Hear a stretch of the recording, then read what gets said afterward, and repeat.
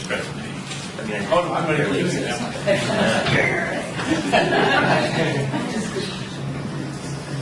Okay, well, let us start. And first of all, thank you for coming. I know that classes are over. There's not many people out there, so this is a big group on this campus at this point. Thank you. Thanks to Cynthia for coming, and you can see here from Arizona State University, where she's a clinical associate professor. Our committee has looked at the candidate. This is our second candidate, and so we look forward to hearing about what she's doing there and kind of what she's involved in. Also, we've kind of put a question to her. One of the things that we're working on right now is how do we become more efficient? How do we become more, and one of the ways we're doing that might be to cut classes a little bit, or cut our numbers of classes. So we just threw that out as a little project for her to sort of consider, help her to get to know us, and also look at our program. And sometimes it's interesting just to have a fresh look at it, at our situation, what's happening. So, Cynthia, I won't take up any more of your time. I just, look forward to hearing what you have to say. Talk about your background and this issue we brought forward to you, and so on. Thank you. It's great to be here. It's a beautiful city. I've only been here a couple of times, but I was glad to have a chance to come back. And I've never been on your campus before, so I'm really looking forward to seeing more. It was rainy and dark when I got here last night, so I'm going to get a full view as the days go on. So, as you know, my name is Cynthia Glidden-Tracey. A lot of people call me Cindy, and I'm fine with either one. But the accommodations have been great here, so thank you, Sylvia. And like I said, I'm looking forward to talking to all of you as the day goes on. So I'm here to talk about reciprocal impact and how counseling psychology can take advantage of that awareness of cultural variations in mindful expressions. And I'm seeing that I need my glasses here as we get started. So I want to start by saying I'm honored to be here, and I also want to acknowledge the traditional custodians of the land that we've gathered on today and recognize their continuing connection to land, waters, and community. I pay my respects to those past, present, and emerging who hold the memories, the traditions, the culture, and the hopes of the indigenous people across this nation and the world. A better understanding and respect for those whose cultures are among the oldest living cultures in human history is going to enrich our appreciation of our diverse heritages and can lead to reconciliation. So I'm humbled to recognize how essential such efforts are to the maturity of a country and a university. And I also see them as fundamental to the realization of our human identity. So as I've been getting to know UBC in recent months since I applied for this position, I'm delighted to have this chance to meet you all in person and to tell you more about the reciprocal impact that I think we can have on each other. So when I supervise practicum, a technique that I teach for students to get to know their clients is to use a timeline. So that can invite clients to tell and diagram their stories. So allow me to use a timeline to let you get to know me. So we'll start with today, right in the here and now. I'll highlight themes of my work, including scholarship, teaching, educational leadership, curriculum development, clinical supervision, and counseling experience. And I'll also talk somewhat about directions for the future. So,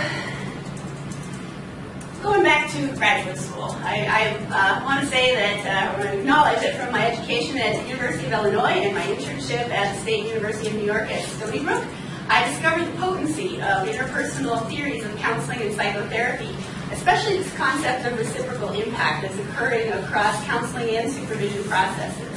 So in essence, interpersonal reciprocal impact indicates that what I say and do affects what you say and do in response, which in turn shapes what I say and do next. So interpersonal therapy focuses on how we can continually tell each other how we see ourselves, what we're trying to elicit from each other, and what we're willing to offer each other. So as counselors and psychologists, we can cultivate awareness that we may validate or just confirm each other's requests and expectations over time. So tracking the impact that people have on one another over the course of a counseling relationship helps facilitate insight, growth, and change through intentionally or mindfully shaping those impacts. So that means being mindful and deliberate about our choice of words and actions and interventions when we interact with our clients and our supervisees. So I think that as counseling psychologists, we're very aware of the reciprocal impact of science and practice, how they inform and influence one another. And we also talk a lot about, kind of how the client and counselor shape each other's behavior, or supervisee and trainee shape each other's behavior. And I find in supervision, we also talk a lot about how the personal and the professional shape each other in the course of a trainee's development. In conceptualizing clients, I think it's important to look at the reciprocal impact of the person and their environment on one another, and also on factors relating to the impact of cultural and humanity issues as they play out for the client. And for me, and for I know many people, there's also an importance of paying attention to the reciprocal impact of people who are indigenous to a place and those who have come to a new land. And all of those things are part of the conceptualization and intervention that I see as essential to the counseling and supervision processes. Those last ones about culture and humanity are especially important to me going way back before graduate school.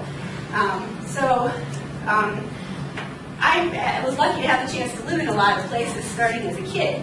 And what I have learned is that when there are cultural differences between people, including counselors and clients, that of course makes the interaction more complex. So for me, communication across cultural differences means trying to understand and respect the ways in which our interpretations of each other's intentions and actions may be complicated by our differences in our understandings and our values and our behaviors. So I learned much about multicultural counseling in grad school, but as I said, this fascination for me extends well before grad school because I got to go to many different places with my family as a kid. And my parents always put a very strong emphasis on social justice and cultural respect. And so for me, those values and interests really motivated me to study counseling psychology. So that brings us to my next job after grad school. I took an assistant professorship at Southern Illinois University at Carbondale, and while I was there, I got experience teaching and supervising practicum, and I also served as the practicum coordinator for some time while I was there.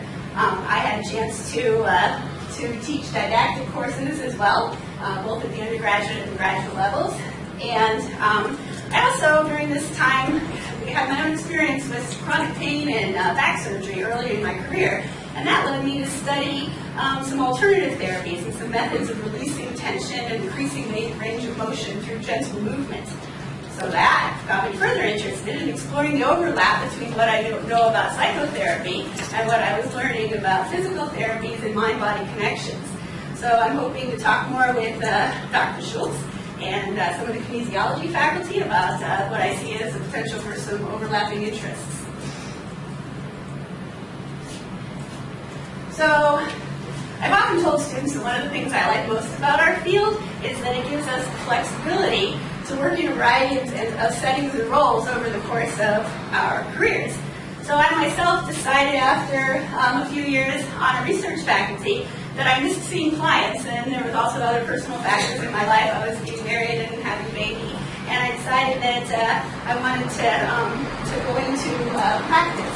And so I spent some time as a full-time therapist. I worked as a substance use counselor at a community agency, and I worked both in the outpatient and intensive outpatient programs. And I also had some time working as a therapist at a university counseling center. Because I already had some background in addiction psychology, I got quickly tagged as the addiction specialist while I was there. And so at the University Counseling Center, there's no shortage of substance use issues to talk with clients about. So I guess, let's see, making sure I'm finding the right kind. So I also, is Dr. Betty here?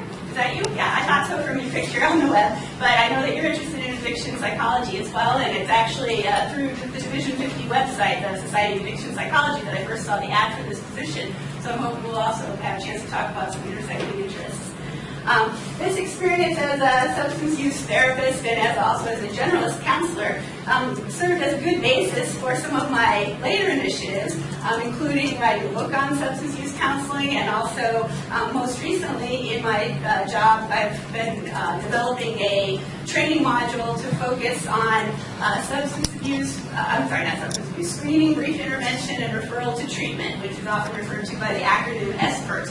And SBIRT is a model that's being widely promoted for making sure that we're doing a good job screening for substance use issues, providing brief intervention where that's appropriate, and also referral to treatment if the indicators are that would be a good plan. I was going to say good if it was necessary, but I always like to think about giving clients choice, and so I'm not the one who's telling them what's necessary, but I'm trying to give them options and recommendations and rationale.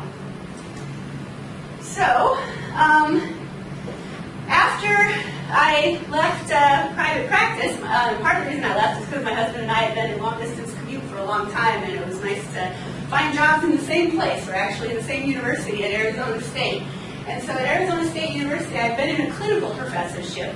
And for me, that job has been a perfect blend of teaching and supervising counseling in an academic setting.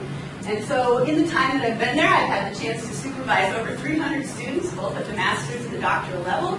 And we focus in supervision and in practicum on promoting therapeutic engagement through intentional words and actions and regular modification of practicum curriculum. Some other things I've done there is there was no track or coursework in addiction psychology when I got there, so I first developed a course in addiction psychology, and for a while there I had a practicum component of that, but it got hard to recruit clients for that for a whole variety of reasons, which I'd be happy to talk about at some point if anyone's interested. But I also wrote a textbook for the course and added an intervention lab. And I'll talk a little bit more about the format of the intervention lab as we continue. But I also brought a copy of my book just so I can kind of pass that around in case any of you would like to take a look. All right, so that's one of the texts that I use for the course I teach. And I was trying to develop it in a format that sort of follows the counseling process. It kind of looks at different steps of the counseling process and different issues and techniques that are relevant along the way.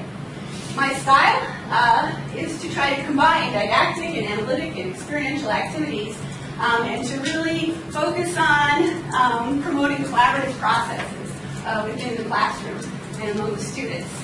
I've also, for many years, been involved in maintaining a database. I was instrumental in establishing that database and maintaining it over the years, including getting the IRB renewals on a regular basis, so that we can collect data from our clients and counselors in our training center. We have an in-house training center, much like yours. I had a chance to see at least the PTRC this morning and get a little feel for the setup here. And so we have something like that at ASU, which is actually, from what I gather, kind of rare in counseling psychology programs to have in-house training clinics. And so I've been, kind of lucky and interested in sort of in that reciprocal impact of science and practice vein to be able to maintain that database so that we have real data from real counselors and their clients, or at least student counselors and their clients, and I consider them real counselors. So in addition to the things that I've been doing on campus, I've also been involved while I've been at ASU in chairing the Education and Training Committee of APA's Division 50, which is the Society of Addiction Psychology, as I mentioned earlier. And I currently also, for a few years now, have been serving as an associate editor for the International Journal Addiction Research and Theory. The editor is Derek Heim over in the UK.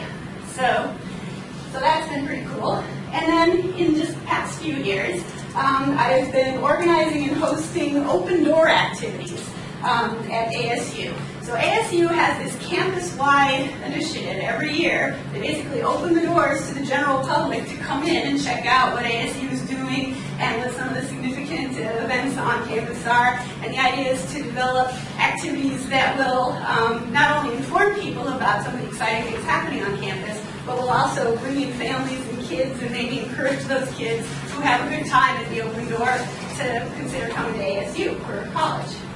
So that's something that's been pretty interesting for me in the last few years as an educational initiative.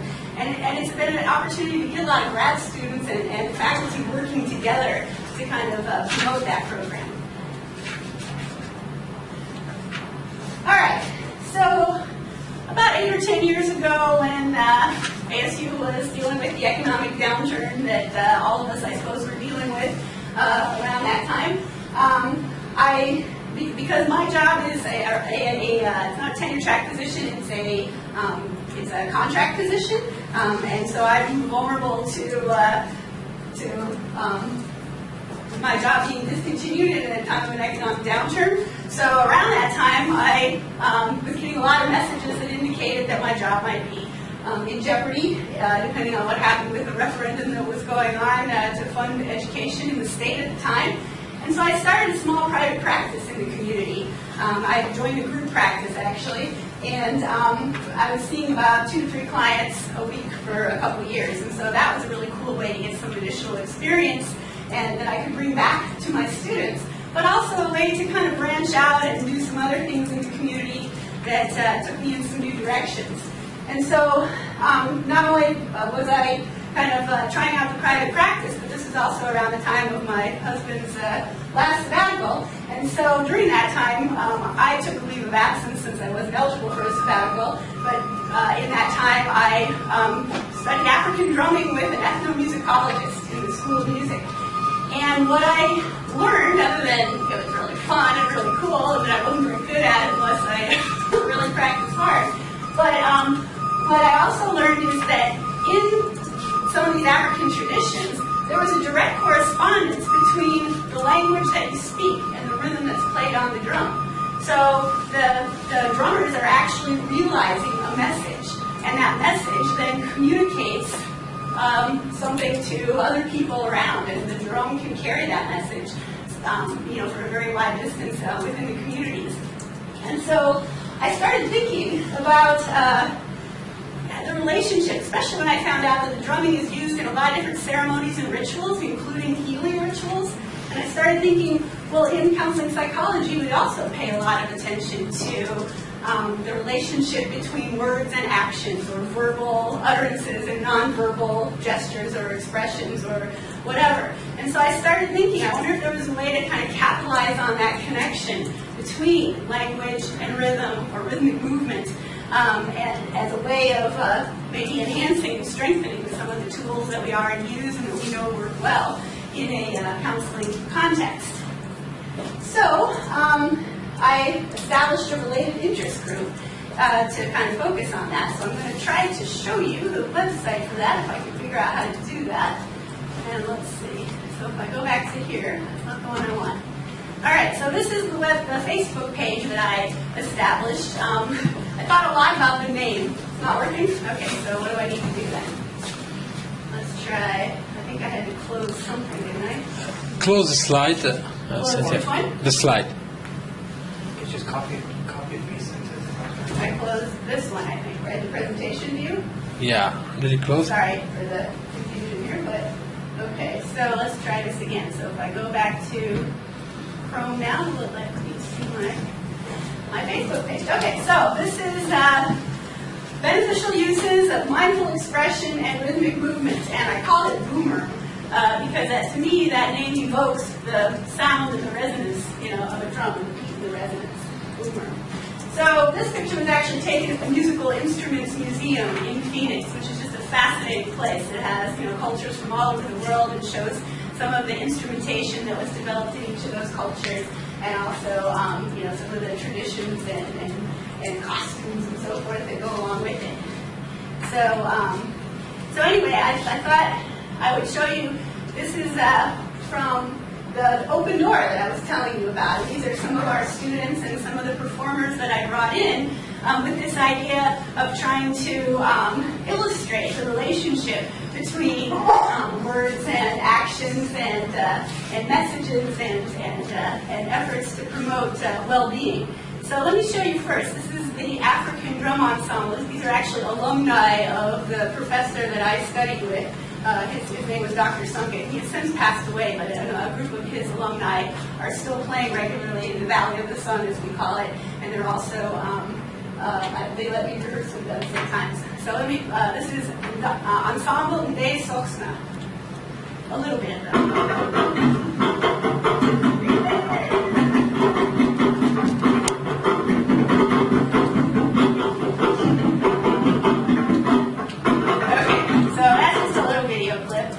the other one I wanted to show you.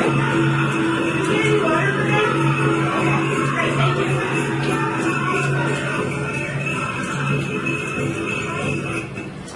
So this is a group called Indigenous Enterprises, and their CEO is only 21 years old, but he's one of my son's best friends, and so that's why I can talk them into coming and performing for us. He's an ASU student as well. But anyway, so we had these activities going on outside to try to attract attention and then guide people upstairs to our counselor training center where we had a little intervention. I do call it an intervention lab for the open door, but we call it a we call it a relaxed, focus, and managed stress lab. And so students had a chance to lead little demonstrations, little 20-minute demonstrations for members of the public who came through to see what was going on. And we had a whole variety of different techniques that were being offered up in different presentations that some were given by students, some were given by faculty, and some were given by alumni of our program who still live in the area. All right, so that's the interest. Well, let me just pull up around that. If I can go back now, maybe it's not working right. But anyway, if you went to this Facebook page, you'd find that there's a whole lot of stuff on here. This is actually our this was our flyer of events. I don't know how to open that up. There you go. And there was a way to open that up. You can see we had events on guided imagery, rhythmic cognitive restructuring, relaxation techniques, diversity dialogue, and so forth. So that was our open door event. Quite a few different things going on there. All right. So we'll close that. And then, on this interest group, there's a few other things going on about well, I'm not having a real facile time here working with this setup. But if you're interested, all you have to do is type in Boomer on Facebook if you're on Facebook, and you can find out more about some of the stuff that our interest group has dealt with or has covered.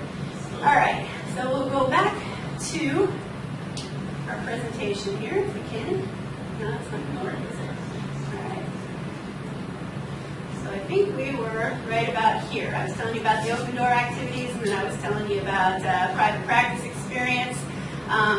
In addition to kind of experimenting with this rhythmic restructuring that I've been developing, it's a technique that I'll tell you about in a few more minutes. But I'm also, slide back from you. I'm also presenting this sort of technique, or experimenting with this technique in a variety of individual settings, both in counseling sessions and in supervision sessions. But I've also led a number of workshops now on campus and in the community that sort of use a group format to teach this cognitive rhythmic restructuring. So I'm going to go back to Chrome here to show you a little bit of that. So this is a group of students preparing for a workshop that we did at a cancer center in Arizona.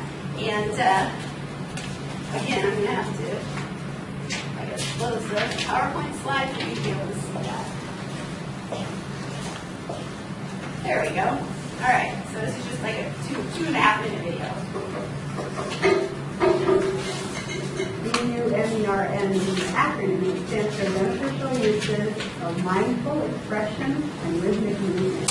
So being thoughtful and conscious and deliberate about how we express ourselves, and sort of adding sort of that rhythmic movement component so that you have your hearing and your action and your movement are all sort of syncing with the message that you're telling yourself. And so from all of those different sensory channels, you're reinforcing this positive message that you're trying to make as a focus.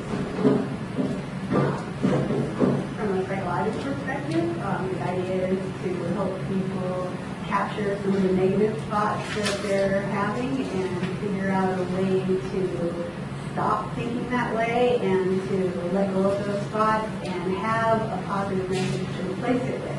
It's hard to let go of a negative thought if we don't have something else to focus on instead. And so, the psychotherapy technique focuses on helping people to write and say a positive message. And the piece that we're adding is to find the cadence in those words and the rhythm of the speech and teach the person how to not just say it, but also to play it, to kind of reinforce it and make it stronger, more memorable, and more fun. Well, cognition refers to thinking and thought, and restructuring means changing what you're thinking. So if the structure of your thoughts tends to be kind of negative and you get sort of trapped in that negative thinking, that can feel like a really rigid, and impenetrable kind of structure. So cognitive restructuring kind of gives the possibility that you don't have to stay stuck in that web of negative thoughts, that you can actually change it around, mix it up, restructure, kind of the way that you're thinking about things through using some of these techniques that really get you to be very deliberate and aware of the thoughts that you're choosing and the thoughts that you're focusing on.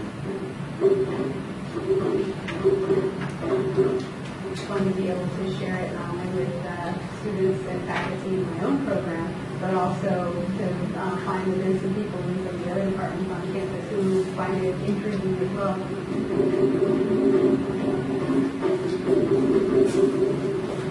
So that video was part of a article that was done to kind of cover the workshop that we were doing at the Cancer Center and kind of highlight ASU's activity in the community.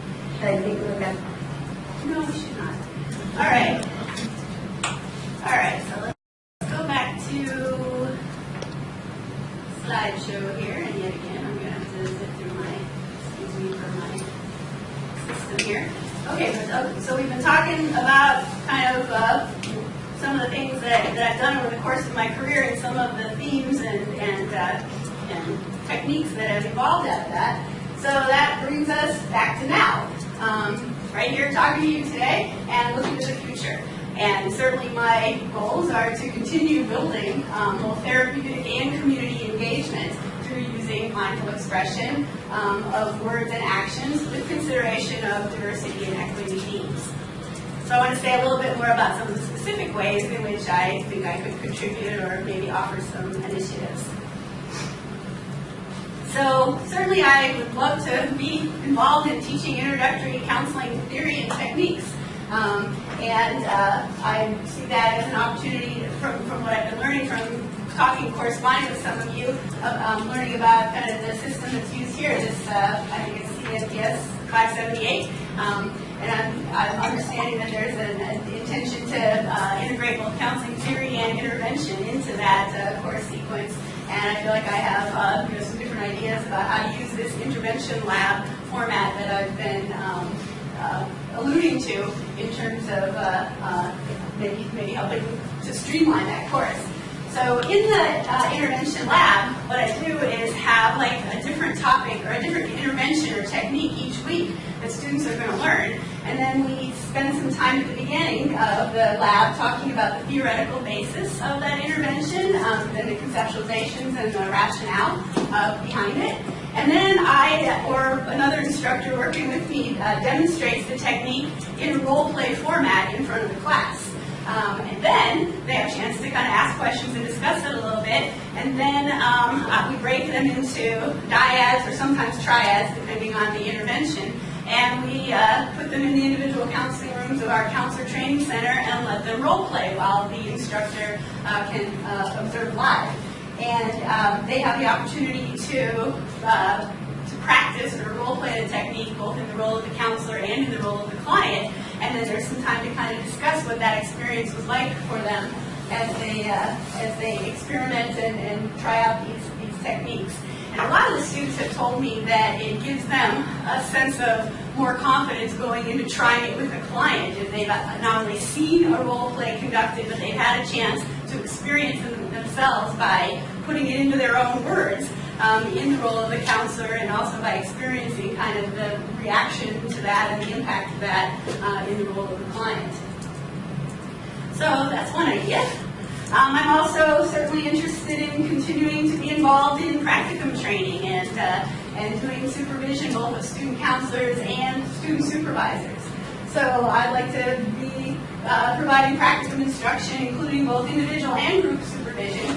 And I like to use an integrative perspective that starts from interpersonal theory and also utilizes cognitive behavioral, humanistic, psychodynamic, and multicultural insights and techniques. As well, I feel like I'm well informed in some other techniques and theories as well, but these are ones that I find myself really being grounded with. In addition to teaching practicum, I also, or teaching students how to work with clients, I'm also pretty experienced in doing supervision of supervision, where I'm working as supervisor of record with doctoral students who are learning how to supervise master's students in our counselor training center. And so as I kind of compare what I'm learning about your format here, it seems like the experience that I already have would make me well situated to be able to do those kinds of activities here as well. In terms of maybe expanding on some of what's already being done here, I could see myself developing some programming on the intersection between counseling psychology and cultural variations of mindful expression for beneficial impacts. I'm already kind of experimenting and working on some of these initiatives where I am, but I could easily carry and transport this work elsewhere and expand on it. So I would like to be able to offer coursework or maybe workshops or even maybe host a conference that focuses on various cultural perspectives for promoting healing and well-being and learning and reconciliation through beneficial uses of mindful expression and movement. And my aim would be not only to include students and faculty from the counseling programs and from the education faculty, but also I could see, well, and I'm thinking of faculty in particular who teach music education or maybe indigenous education and kinesiology courses, because again, I see movement, in addition to music as being part of this potential to facilitate greater mind-body connection. And I also came across some ethnomusicologists here at UBC, Dr. Tenzer and Dr. Roeder, who I would want to reach out to and consult with about a project like this.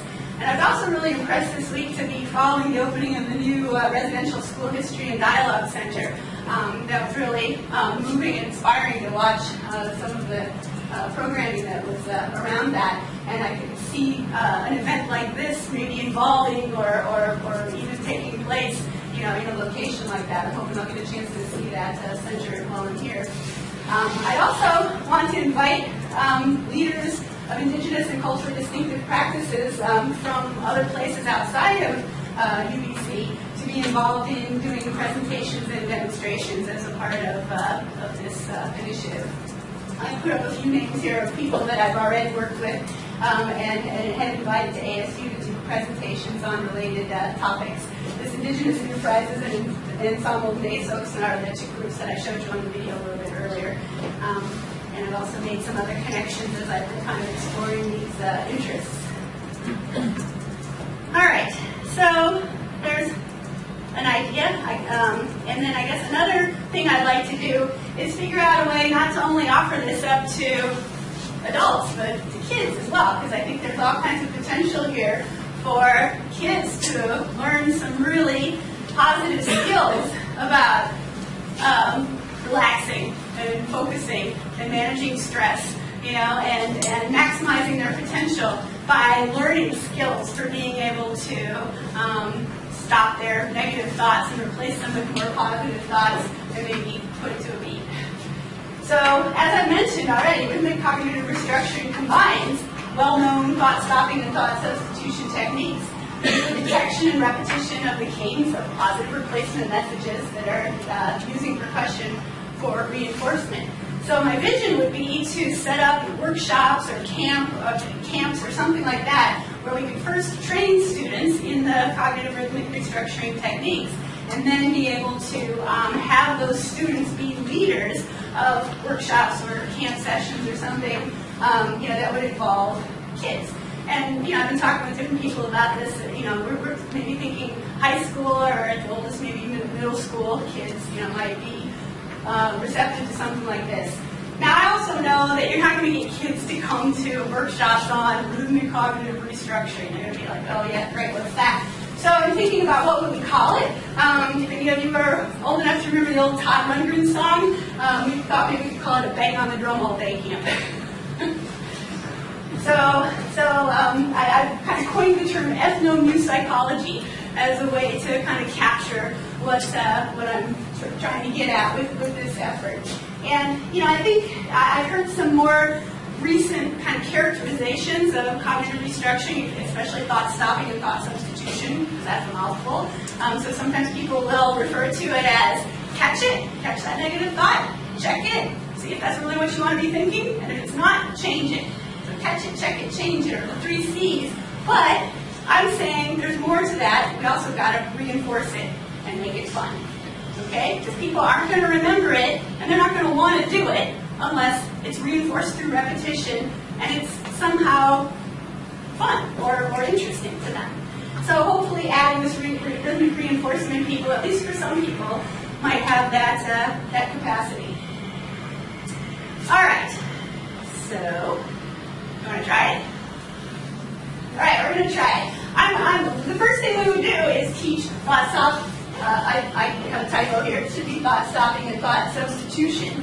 And so, as I'm sure many of you, if not all of you, are familiar with, that's helping a client to identify what are the negative messages that they're giving themselves, and then for each negative message, coming up with a positive alternative, and then teaching them that the technique of ruminating, maybe even out loud, on that negative thought, and then stopping it and immediately replacing it with something more kind, more caring, more fair, more supportive, more motivating. And so first we would teach thought stopping and thought substitution. And, usually when you want to add the rhythmic reinforcement piece, then you start with sort of a simple, meaningful message, and you look for finding the rhythm in those words.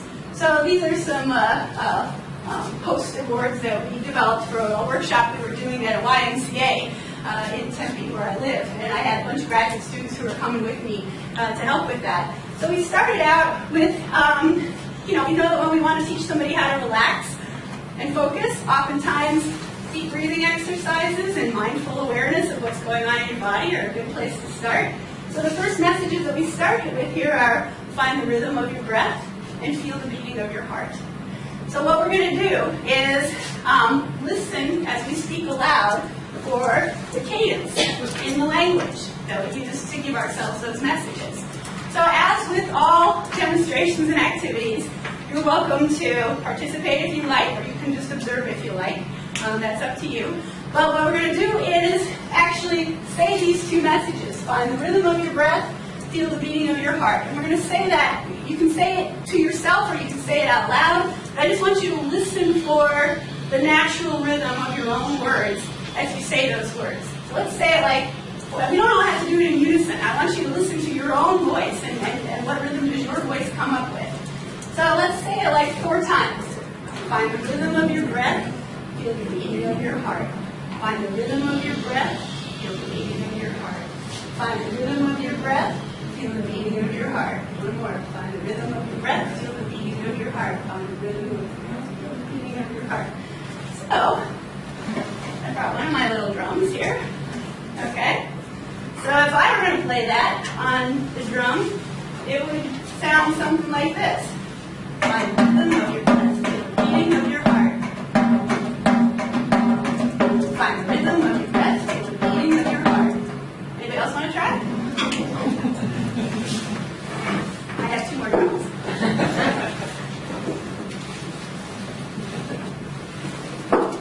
Let's see what we got here.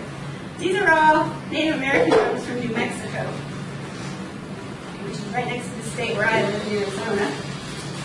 This one's from the Cochete Pueblo in New Mexico, and this one is from a trading post in Albuquerque. Anybody want to try? Any volunteers? Sure. Yay! You know, it's a bit stressful when I try to watch the rhythm of my heart. Which one would you like? Okay. All right. And you have to have a stick. That'll be yours. Anybody else want to try? Okay. Okay. All right. And for the rest of you, you don't need a drum to do this technique. You can use body percussion. Body percussion. Or you can, some people might call this beating on the chest, I call it knocking on your heart. Okay? So you can tap your foot, you can pat your thigh, you can do this however you want. But what we're going to do is we're going to say it and play it together. And actually, before we try it, let's just experiment. So I had you listening for the cadence of the word, and I saw some of you already kind of tapping it out on your leg or your chair. But let's just try playing with finding that cadence. Okay, by playing it. We're going to say it and play it together. Okay, so find the rhythm of your breath, feel the beating of your heart. Play around. Find the rhythm of your breath, feel the beating of your heart. Feel the beating of your heart. Find the rhythm of your breath, feel the beating of your heart.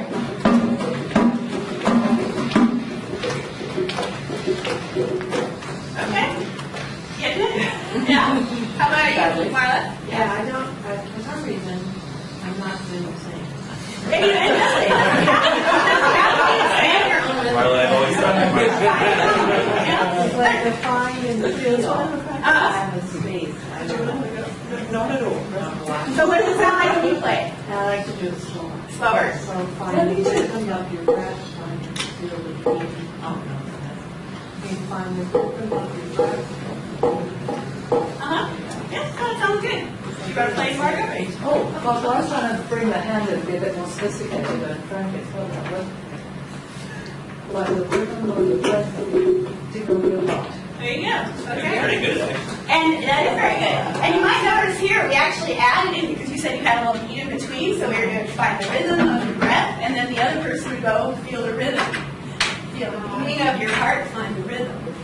Find the rhythm of your breath. And so we're doing like a call and response kind of thing, which is also really common in African drumming. You'll get a call and response. So one person might play, find the rhythm of your breath, and the other one would just then play, feel the rhythm. Should we try it that way? Yeah, I'll do them till the Okay. So how about half of you do the feel the rhythm of your breath, and the other half can just respond but feel the rhythm. Okay. Okay, what do we do? I'll let the people with the drums pick which you want to do. But how about this half will do find the rhythm of your breath, feel the beating of your heart, and then this side will do the response to that. Okay, so let's do it one more time again. And it doesn't have to be perfect. This is not about performance. It's about participation. Okay. Okay. I don't care if I get it perfect. Yeah, don't worry about it. All right. So I'll play the whole thing, and each of you can play your own call and response. Okay. Find the rhythm of your breath, feel the rhythm. Find the beating of your heart, find the rhythm. Feel the beating of your heart, feel the rhythm. Find the rhythm of your breath, feel the rhythm. Feel the rhythm of your breath, feel the rhythm. Feel the beating of your heart, find the rhythm. Okay? See how that works? Okay? So that particular message is about internal focus, mindful awareness, and calming yourself down. We also developed some messages for this workshop that were about cognitive restructuring, okay? And that was these over here. Pay attention to the power of your thoughts. Inhale. Take power from the meaning of your words. Exhale. Pay attention to the meaning of or the power of your thoughts. Take power from the meaning of your words. Exhale. So that one to me sounds like pay attention to the power of your thoughts. Take power from the meaning of your words. Okay? So you get an idea of kind of, and actually, I don't know if we're going to have time to do it, but these rhythms are designed to fit together. So by the time you go through a whole hour, 2 hour long workshop, each person in the room gets to pick a different message that they want to play, and they're all designed to fit together. So when you play them all together, you get this complex polyrhythm that's really kind of cool and really kind of motivating. So, like I say, if we had a little more time, we could mess with that, but I have a feeling that we're going to run out of time if we do that. Anybody else want to try a drum though before we move on? I just want to make a comment. Sure. If I may, because that was a very interesting experience. But I found that the rhythm I mean, the rhythm was more exciting than the breath. Okay. You know, I mean, like I was kind of taken by the rhythm. Yeah. I don't know if that's meaningful in terms of what you're saying, but Well, in my music, experience. in music theory, they talk about entrainment, and that your heart and your breath actually become entrained with the rhythms that you are playing musically. Yeah. And like when a choir sings, all of their hearts start beating in the same rhythm because they're all in training with each other and to the music that they are participating in. So I don't know if that directly relates to what you experienced, but Well, what do you think? I think it is exactly what, and Descartes turning over is great because he won't be happy with that notion of the mind and body. Anyway, I'll pass this around just for fun in case anybody wants to take a look. I think that's a beautiful drum. My kids see that one. So people, now that they know that I'm into this, I've been collecting drums and people are giving me drums from different cultures and I've been buying some too and I think they're kind of fun. So feel free to play as I talk. It doesn't bother me. I actually always feel energized and kind of excited when I hear a drum beat in the background. So again, the idea is to be able to say it and play it together, but then also to be able to recreate the message just from the rhythm. So if there's something that's hard to say out loud, you don't have to say it out loud. You can just play it to yourself. You know, and think about that as a form of mindful expression. If somebody's struggling to say something in a psychotherapeutic context or in another kind of context, would this give them a way to be able to express it mindfully without necessarily putting it out there in words? Or if you're in a public place where it's not really appropriate for you to speak out loud when you're trying to catch those negative thoughts and check them and change them. Maybe you can still, use a little bit of a body percussion to just kind of reinforce your own message. And again, as I said in the video, what I like about this is not just thinking a positive message.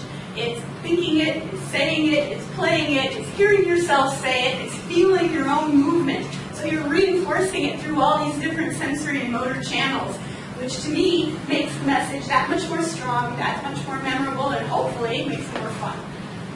And I think if it's more fun, you're going to be able to use it better. Do you ever have situations where the drumming comes first and the message?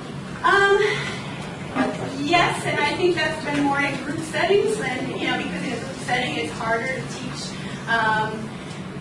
I feel like I need to come up with the messages, rather, because in a group setting you don't want to make people vulnerable to sharing their own personal negative messages, because that could then turn it into something different.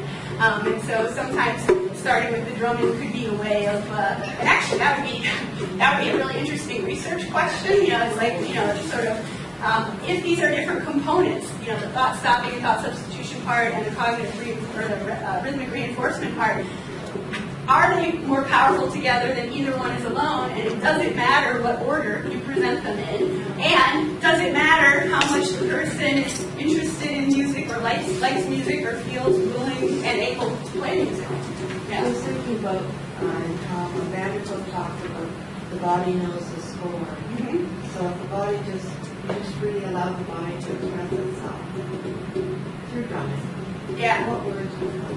That's really cool. I like that thought. I have a student who tried using this method with one of her Native clients, and the client had been through a lot of trauma and had experienced a death. And in her culture, in the client's culture, you're not permitted to speak about the death or about the dead, but she could drum about them. And actually in some of the African cultures, they talk about, holding the spirit. Well, the wood, holds the spirit of the tree that the drum came from, and the skin holds the spirit of the animal that the drum came from. But sometimes the makers of the drum will imbue the drum with, a personality, or not a personality literally, but you know what I mean, a representation of, and the drum might symbolize a certain person. In fact, the drum there, my sister died about a year ago, and I bought that drum right after she died, so I named that drum after her, and that's not a whiskey drum. So it's also a way, I think, of feeling that kind of connection. And so that particular student, she didn't do the drumming first, and then she did a lot of discussion with the client, and then talked about, would this be a way, to bring in a native drum to help you, find a way to express what you're feeling without putting it into words. And so it was a different application of what you're talking about, but you can see where there was value to that. Yeah.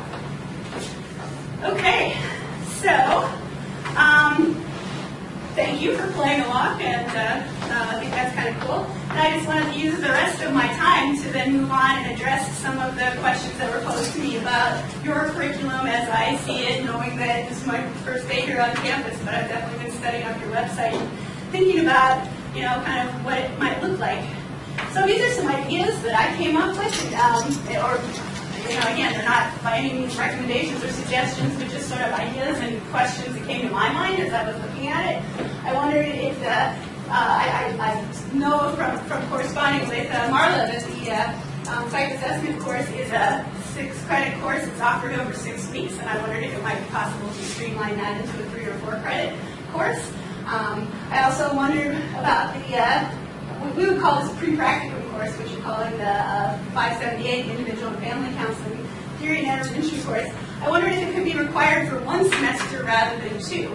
I know that in my program we have a 1-semester pre-practicum that clients or students are required to take before we let them see clients in our counselor training center. And so I wondered if a semester-long format, or maybe 3 or 4 credit hours, and probably including something like an intervention lab or that kind of format would work in this case. The other thing I thought about that particular course is my understanding is that you offer 3 sections a year of that 578 course, and that they're limited to 12 students. There's probably some good reasons for that, and I'm sure you'll tell me about that as the day goes on. But I found myself wondering, sort of trying to think open-minded, if there could be a smaller number of sections and a larger number of students per section, if that would kind of help with the streamlining process. I also know that, I always feel torn about this because trying to do more with less always makes me feel a little uneasy inside. But I also understand the practical necessities of that happening.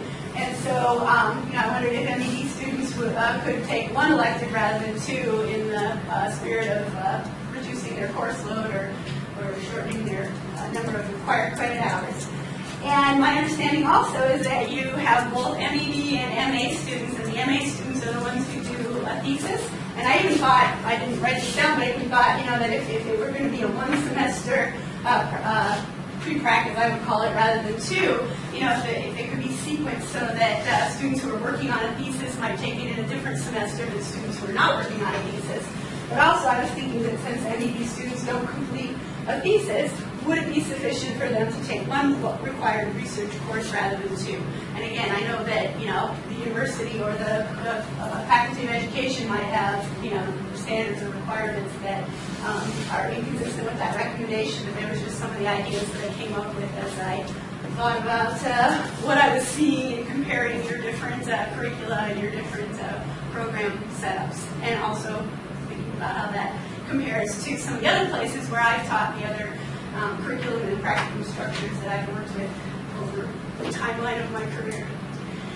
So, I'm open to questions and comments in the last bit of time that we have together here. I know we'll be in this room for a while, some of us anyway, for lunch and interviews beyond. But while we're together here as a group, are there things I've talked about that you'd like to ask me about or discuss together?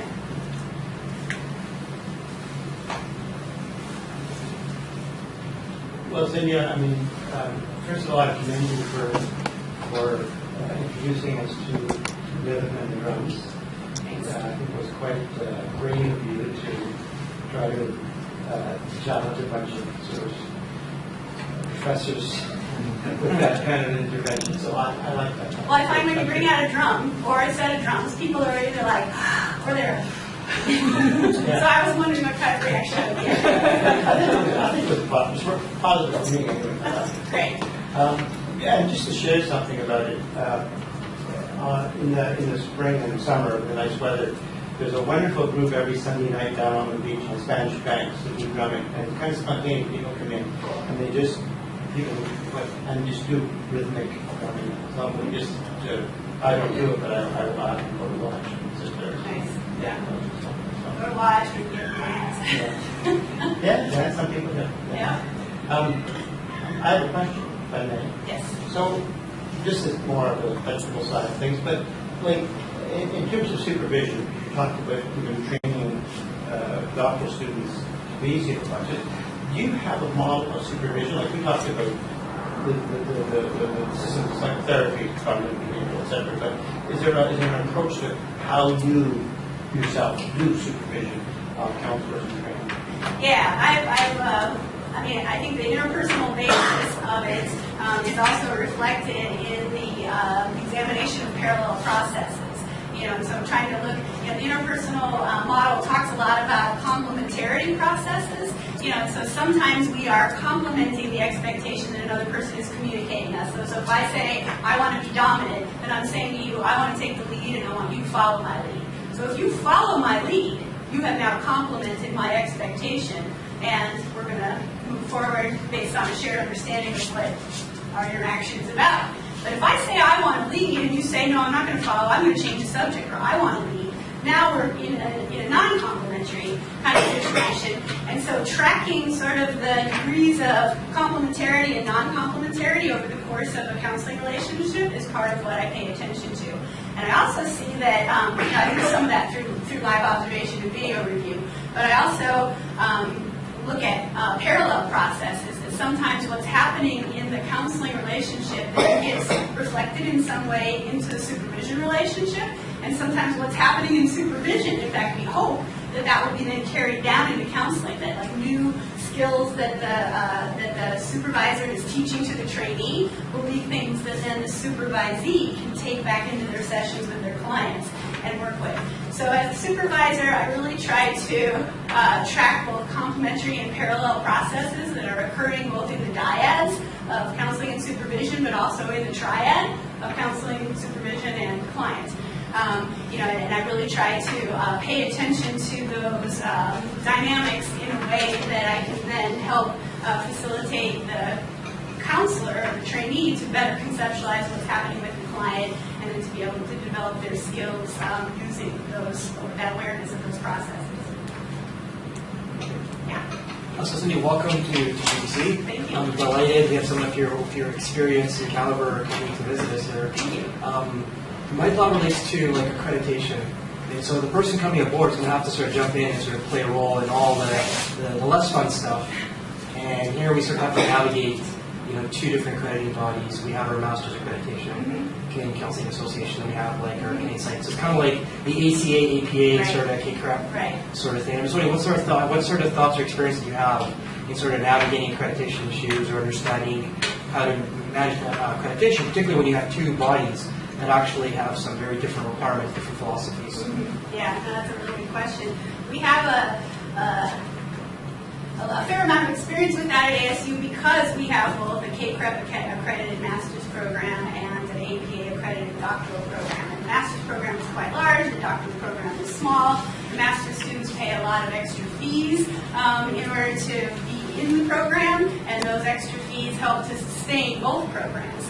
And so there's a certain degree of tension, as you would expect, between those programs because of the different fees and the different accrediting bodies and so forth. And so trying to navigate those tensions is kind of a constant, I think, within our programs.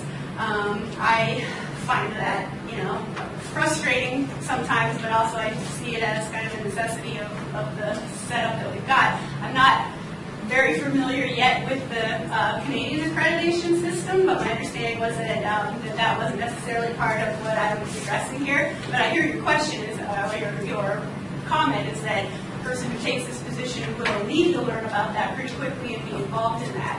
And so I'm certainly willing to get on board and learn more about that and use the experience that I've had in another program or in a set of programs where each place the relationships and factors are a little bit different. So I feel like I've got a different base of differentiated experience to use in jumping into that.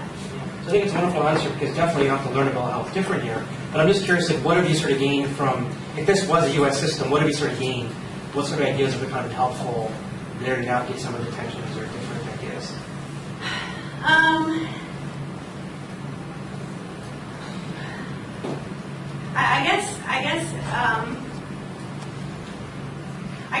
I've found that to be sort of a stressful process, to be honest. I feel like right now we're dealing with a situation where we have PhD students who are supervising master's students, but K-CREP is saying that as of a certain date, there will no longer be that option that the supervisor has to be somebody who graduated from a K-CREP accredited program in order to provide the supervision.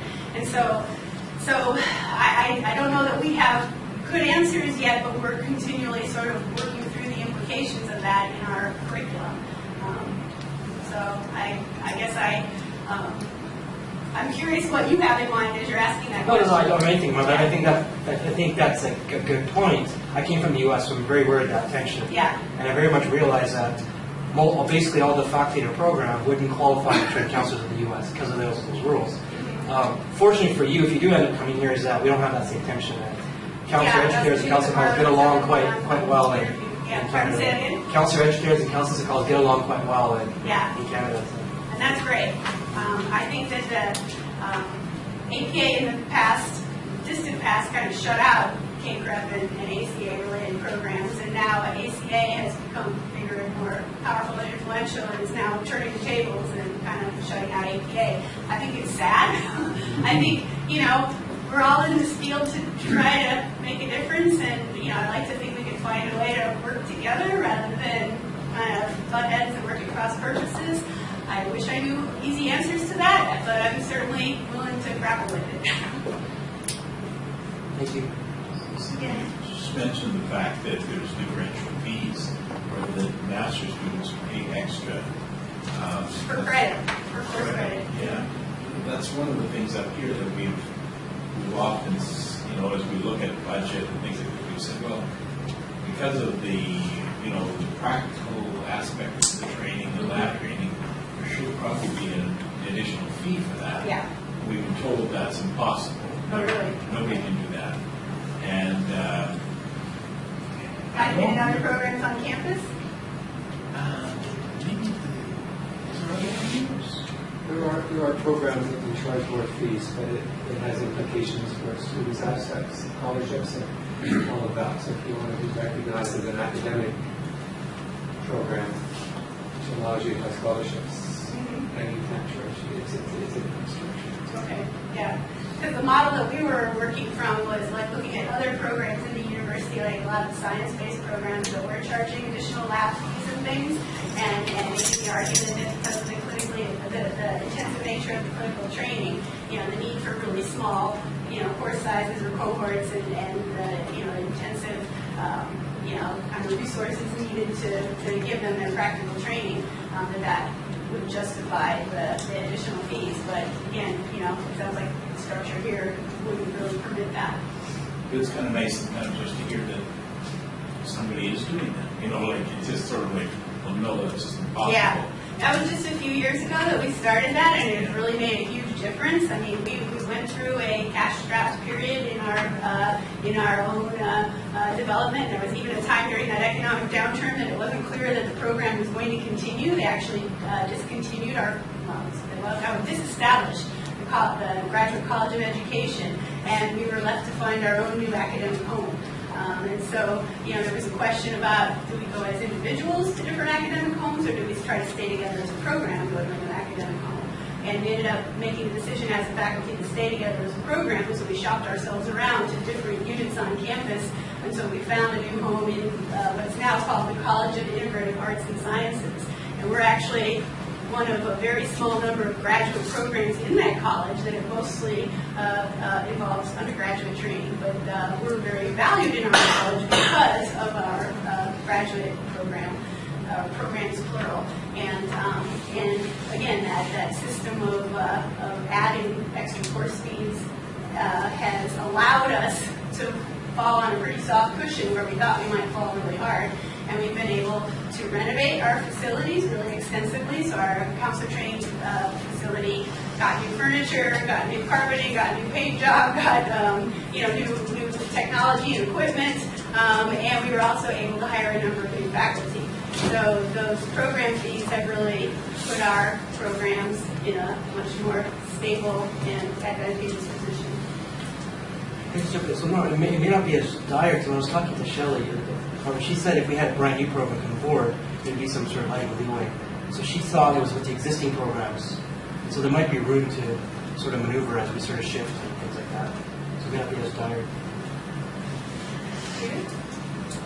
Cindy, you're talking about the tension between two accrediting bodies, and our tension has to do with the fact, one of our tensions, has to do with the fact that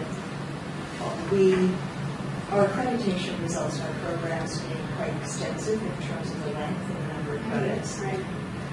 But we're getting fairly good pressure from the administration saying, fiscally, we don't get the type of tuition that actually supports that number of credits. We only get, for example, tuition for 30 credits, even though your students take 54 or 48. And our response is, those are accreditation requirements that we have to adhere to. Right. So, my question to you is, how important do you think accreditation is when, in fact, you're fighting the realities of the fiscal situation, which is very real and quite urgent, and also wanting to prepare students adequately so that when they graduate, they can do the job? Yeah, we talked about that in our programs too, about do we need to keep K-Prep, or should we? But there's like a new system, I think, called MCAC in the States that's being developed as a possible alternative to K-Prep, and so we've had all kinds of discussions as a faculty, is do we keep K-Prep, do we take on MCAC, do we do something else? But my understanding is that it's really hard for a student to get an internship without being from an accredited program, and it's really hard in some settings to get a job if you're not from an accredited program, or at least if there were two candidates that were otherwise looked equal on, in all other respects, the one with the came from the accredited program would have the advantage over the others. So that would be my understanding of why it matters and why it would be hard to give it up, because I think students might be less likely to come to the program if they felt like their job prospects were lower due to the lack of accreditation. So again, I think that's sad, but that's how it is. Yeah. Does that answer your question? Yeah, it's a difficult question. We're stuck in that spot, as obviously you felt so strongly with it as well. Right. You want to do the best job in terms of doing well by your students and making sure they're trained to the extent that they need to be to do no harm, Right. and to be successful professionals, but at the same time there are some realities that have to somehow be met. Yeah. It hasn't necessarily happened this way at ASU, because I developed this intervention lab that I'm talking about maybe in the last 3 years, where this new fee structure that we instituted goes back probably 5 or 6 years. But I wonder if having a formal lab, and calling it a lab, and then having lab fees that are associated with it would be a way to be able to justify the additional fees. Again, I'm not knowing enough about your system to know about that, but I know that that was part of the argument of, there's other programs on campus that have extensive lab training, especially like in the sciences and so forth. And so since they pay extra lab fees, can we charge extra practical training fees? So we were permitted at some point to do that, but I know that it was a long process to get there. Is your master's program a prerequisite for your PhD program? No, people can, we have a terminal master's degree, Yeah. Master of Counseling, and so people can, so we don't call it an MED or an MA, it's an MC degree, and so people can get the MC degree, which requires a Master of Counseling internship after they've done their in-house practical training. So we have some students who are in our MC program who want to go on for the PhD, and like your MA students, they usually do a thesis while they're in the program. And sometimes they even apply for the PhD program before they have finished their internship, because that would be required as part of their training if they didn't do accepted to go on. So we accept people on a direct admit basis where they're coming into the PhD program with the intention of going through the PhD, and they get a master's on the way. But we also have people who come in just for the master's degree. Actually, we have a large number of them. That's probably the greater proportion of our students. And then we also accept people into the program with a master's degree from elsewhere if they have the requisite, training and thesis completed. But technically speaking, the MC degree isn't a prerequisite. It's not a prerequisite, right? We would probably have maybe, I don't know, I think we have like a cohort of 50 to 60 who are admitted every year, and I'd say maybe 8 to 10 of them apply for the PhD program, but most of them go on for or stop with the terminal master's degree. And then we have a lot of our graduates who are working in the community in different settings and end up referring people back to us for our Counselor Training Center as clients. Other questions? We're doing on time. We've got maybe 5 minutes left. This is more curiosity. How long does it take students to complete a PhD? It's highly variable, but oftentimes they're applying for internship in either their 4th or their 5th year, and then they're doing their internship the following year. I mean, we require people to have their dissertation proposed before they leave, but the ones who stay the extra year to get it defended are the ones who actually end up finishing earlier in cases. Because the ones who think they're going to get it finished while they're on internship, and I don't have to tell you this, you know, that they get to internship and find that they're so busy they don't have time to finish it. So we do have some people who end up taking even longer, you know, because they have to finish up their dissertation after they kind of jumped ahead to go on internship as early as they can get there. You said 5 to 6 years, they do their internship in year 5 or 6. Is that postmasters or is that? That's yeah, that would be postmasters. That would be somebody who comes in as a direct admit, and they do the ME. We do call it an MED, Masters in Passing. If they are admitted directly into our PhD program, they don't get an MC degree. They get an MED, and that's usually 2.5 years or so, and then they go on and do the PhD requirements after But that. after 2.5, there's 5 more years? No. I'm saying total. That's in total? Yeah, I'm saying total for a direct admit who's coming in with a bachelor's degree and no further training. Yeah. It's 5 to 6 years. Right. So if somebody were coming in with a master's degree already in hand, they might just be in the program maybe 2.5 or 3 years before they apply for internship.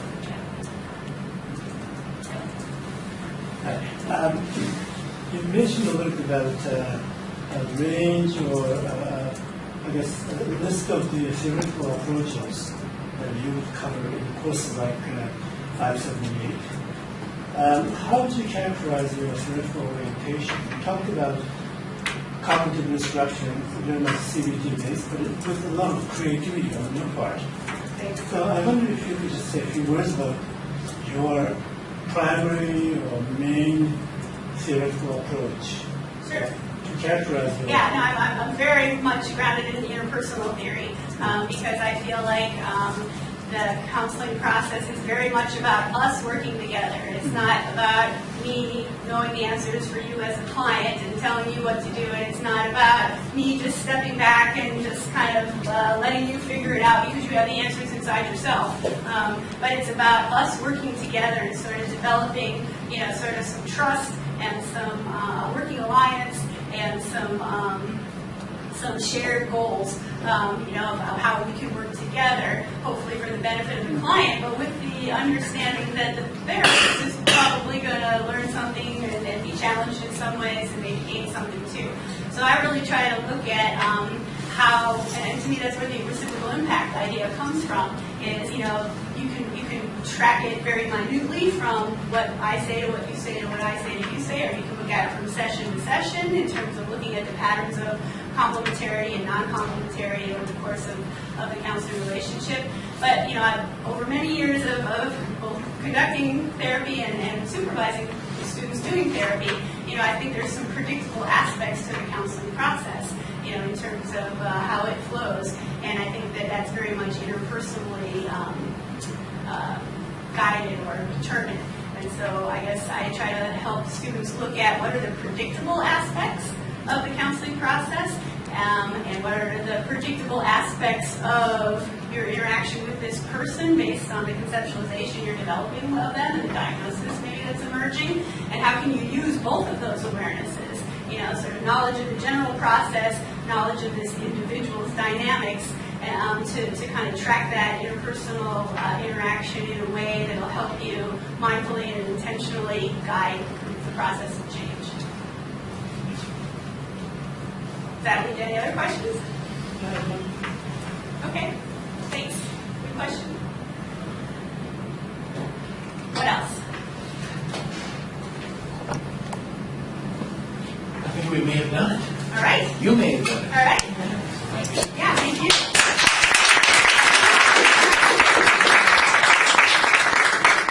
So we look for your feedback. There will be information on how to get that feedback to us as the committee, others here. But we look forward to getting your feedback. And if there's some of you, maybe people who haven't been here, encourage them to watch the video and also send us feedback.